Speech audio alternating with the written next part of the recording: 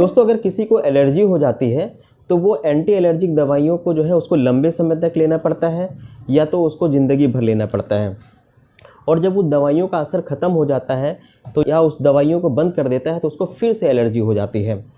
तो मैं डॉक्टर नज़र आपका मेरे वीडियो में बहुत बहुत स्वागत है। दोस्तों आज हम बात करने वाले हैं अर्टिकेरिया के बारे में, जिसको बहुत लोग शीत पित्त बोलते हैं या पित्ती उछलना बोलते हैं, या किसी चीज़ से एलर्जी हो जाती है तो ऐसे सिम्टम्स आते हैं। अर्टिकेरिया के मेन सिम्टम में होता क्या है कि इसमें शरीर में लाल रंग के चकत्ते पड़ जाते हैं।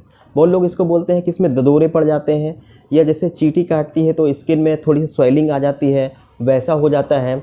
और इसमें खुजली बहुत ज़्यादा होती है। और इस तरह के जो इरप्शन होते हैं वो कुछ घंटों तक या कुछ दिन तक रहते हैं, उसके बाद ये अपने आप ठीक हो जाते हैं। फिर कुछ दिन बाद फिर आपको कोई एलर्जी होने पे फिर से ऐसा हो जाता है। अर्टिकेरिया का एक बहुत ही सीवियर फॉर्म होता है जिसको बोलते हैं एंजियोएडिमा। एंजियोएडिमा अर्टिकेरिया से इस बात पे अलग है कि एंजियोएडिमा में खुजली बिल्कुल नहीं होती है, और इसका जो इरप्शन होता है वो बॉडी के सॉफ्ट टिश्यू में होता है। सॉफ्ट टिश्यू जैसे कि हमारे आइज़ के आसपास हो जाएगा, हमारे लिप्स में हो जाएगा, या हमारे जेनिटल्स में हो जाएगा। दोस्तों अर्टिकेरिया का जो सबसे बड़ा रीज़न है वो है फूड एलर्जी। फूड एलर्जी का मतलब ये होता है कि अगर आपको किसी पर्टिकुलर फूड से आपको एलर्जी है, जैसे कि आपको अगर गेहूं से एलर्जी है, या दूध से एलर्जी है, या कोई भी खाने पीने की चीज़ से एलर्जी है, किसी को चॉकलेट से एलर्जी होता है, तो ऐसी चीज़ लेने पे आपको जो है अर्टिकेरिया के सिम्टम्स आ जाते हैं। इसको ही हम लोग फूड एलर्जी कहते हैं। फूड एलर्जी के लिए डॉक्टर आपको एडवाइस करते हैं कि पूरी ज़िंदगी भर आपको ऐसी चीज़ों से दूर रहना है। लेकिन मैं आपको बता दूं कि फूड एलर्जी भी होम्योपैथी से पूरी तरीके से ठीक हो सकती है या काफ़ी कम हो सकती है। अब हम बात करते हैं ड्रग इंड्यूस्ड अर्टिकेरिया की। मतलब कि अगर जैसे आपको किसी बीमारी का इलाज चल रहा है, वो एलोपैथिक इलाज चल रहा है, तो उसके साइड इफ़ेक्ट की वजह से आपकी स्किन में जो है इरप्शन आने लगते हैं और वो अर्टिकेरिया के होते हैं। तो इस तरीके की जो एलर्जी होती है इसको बोलते हैं ड्रग इंड्यूस्ड अर्टिकेरिया।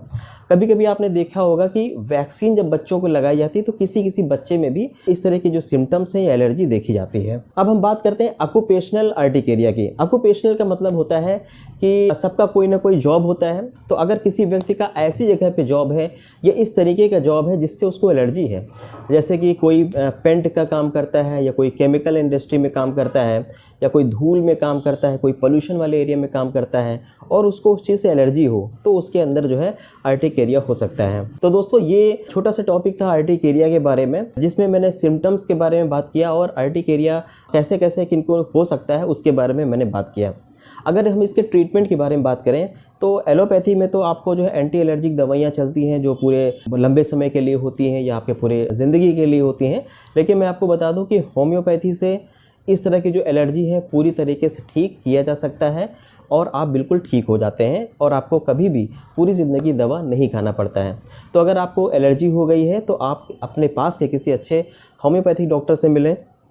अगर आप बात करते हैं कि इसकी क्या क्या मेडिसिन है, तो मैं आपको बता दूं, मैं लगभग अपने हर वीडियो में बताता हूं कि होम्योपैथी के बारे में क्या चीज़ सही है। वो ये बात सही है कि होम्योपैथी में किसी भी बीमारी की कोई फिक्स मेडिसिन नहीं है कि एलर्जी की मैंने ये दवा दे दिया और अगर कोई इन्फेक्शन है तो ये मैंने दवा दे दिया, ऐसा बिल्कुल भी नहीं है। इसमें होता क्या है कि पेशेंट का पूरा सिम्टम्स लिया जाता है कि उसको एलर्जी में क्या क्या सिम्टम्स आ रहे हैं और उस व्यक्ति की क्या खास बात है, उसका नेचर कैसा है, उसका बिहेवियर कैसा है। तो इन सारी सिम्टम्स को ले करके हम लोग एक टोटलिटी बनाते हैं और उसके बाद ऐसी मेडिसिन का चुनाव करते हैं जो इन सब पे फिट बैठती हो। तो जो इस तरह की दवा होती है वो उस पेशेंट के लिए बेस्ट होती है और उसकी जो बीमारी है पूरी तरीके से ठीक हो जाती है। हाँ शालिनी जी, आपको जो है अर्टिकेरिया की प्रॉब्लम जो है लगभग 2 साल से थी, है ना? और आपको जो है, अच्छा आप अपने बारे में आप खुद ही आप पहले बताएं कि क्या क्या प्रॉब्लम थी, कब से था आपको? जी मुझे प्रॉब्लम 2 साल से थी। उसको पहले टीनिया हुआ था। हाँ। उसके बाद मेरी मेडिसिन चली, हाँ। वो ठीक हुआ तो फिर कुछ टाइम बाद मुझको फिर जॉइंटिस हो गया। उसी के साथ मुझको ये अर्टिकेरिया की स्टार्टिंग भी शुरू हो गई धीरे धीरे। तो मेरा पहले जॉइंटिस का इलाज चला और उसके बाद अर्टिकेरिया का भी। अच्छा, वो सब एलोपैथिक ही चल रहा था ना? जी सर। हाँ। पहले चला था, लेकिन कुछ टाइम बाद हमको थोड़ा रिलैक्स लगा तो मैंने वो दवाइयाँ बंद करी। 1 महीना हमने छोड़ा उसको, लेकिन उसके बाद फिर हमको प्रॉब्लम होना स्टार्ट हो गई। अच्छा। हाँ। तो फिर हम सीधे फिर आपके पास आए, आपके बारे में पता चला मुझको, तो हम आपका। अच्छा, जो एलोपैथिक दवा आपको जो है कितने बार ले रही थी पहले? जी हमको 2-3 बार समथिंग दिन भर में पूरा लेना पड़ता था। अच्छा, अगर वो दवा कभी ना लो तो क्या होता था? वो फिर तो बढ़ना मेरा स्टार्ट हो जाता था वैसे ही बिल्कुल। मतलब उस दवा पे ही आप डिपेंड थी कि जब तक आप वो दवा ले रही थी तभी तक ऐसा था, है ना? ठीक है, तो आपका फिर इलाज चला है, अगस्त से चला है आपका। फिर धीरे धीरे उसको फिर मैंने गैप कराया था कि वो मेडिसिन अब धीरे धीरे कम ली जाए, क्योंकि वो जब आप छोड़ रही थी तो फिर से कभी कभी हो जा रहा था, जी लेकिन धीरे धीरे उसका जो है ड्यूरेशन बढ़ता गया, है ना? जी हाँ। ठीक है, तो अभी कितने दिनों से आपने एलोपैथिक दवाइयाँ इधर नहीं लिया है? ये 2 वीक समथिंग हो गए हैं, जिसमें कोई दिक्कत नहीं हो रही है, आपकी दवाई अच्छा अच्छा, वेरी गुड। तो आपको मतलब 2 वीक से जो है आपको कोई दवा एलोपैथिक नहीं लेना पड़ा और आपका सब कुछ सही है। तो आपके से स्माइल से ही लग रहा है कि आपको काफ़ी आराम है। चलो ठीक है, thank you Shalini. Thank you sir.